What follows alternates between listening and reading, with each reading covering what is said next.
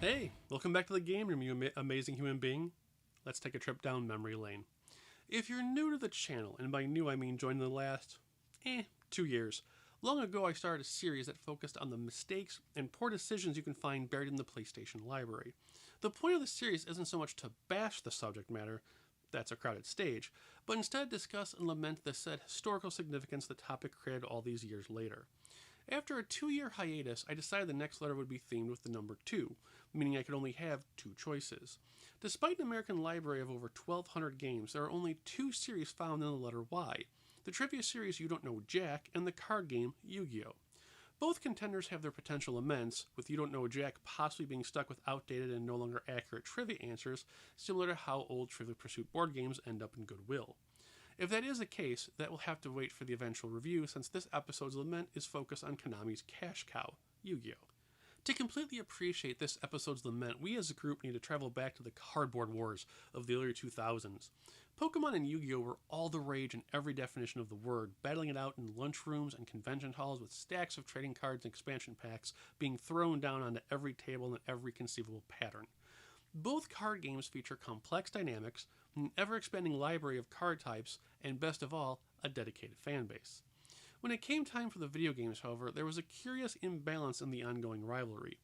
Nintendo had released the original Pokemon Red and Blue games a year back in 1998, where Konami would take their time in bringing the US translation of Yu-Gi-Oh! Home. So long, in fact, that it wouldn't be until 2002 that Forbidden Memories, originally known in Japan as Sealed Memories, came home. That's not to say Konami missed the mark or the timing to capture American fans. Yu-Gi-Oh! Forbidden Memories had a pretty neat gimmick tied to the physical card game. Players could input special 8-digit passwords printed in the corner of the card to get that card in-game, but at the cost of an in-game currency. It was a fantastic way to combine the physical card game with the digital interpretation of it. So since this is the Letter Lament series, the question is, where did Konami go wrong? The answer lies in a simple but powerful oversight that could have been caught had someone not familiar with the series been part of the design team. Forbidden Memories is first and foremost a marketing tool, and when marketing a product, you want to be inviting to the fans and the newcomers alike. Being employed on a marketing team is my real-life job. Believe me when I say the following revelation is a lot dumber than it sounds. A video game based on a complex and ever-evolving card game shipped without a tutorial or practice missions. Yu-Gi-Oh! As an interactive entertainment pulls no punches and offers no insight into its world. The player is thrown into their first card battle almost instantly, and unless you've already played the physical card game, you're lost and defeated faster than you can process what's going on.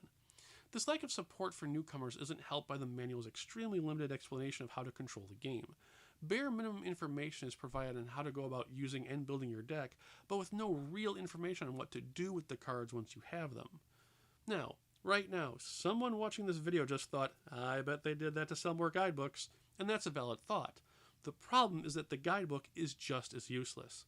According to various online reviews, the guide is sloppy, doesn't properly explain the card types, and comes across as an incomplete checklist.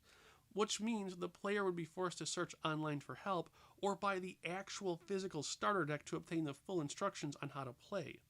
There are other issues to be had with Yu-Gi-Oh! Forbidden Memories, but that will be reserved for the eventual review down the road. And with that, the Letter Lament returns to the rotation, and we continue our dive into the depths of PlayStation lore. As always, guys, thank you for watching. Be safe, play games, and I will see you next episode. Take care.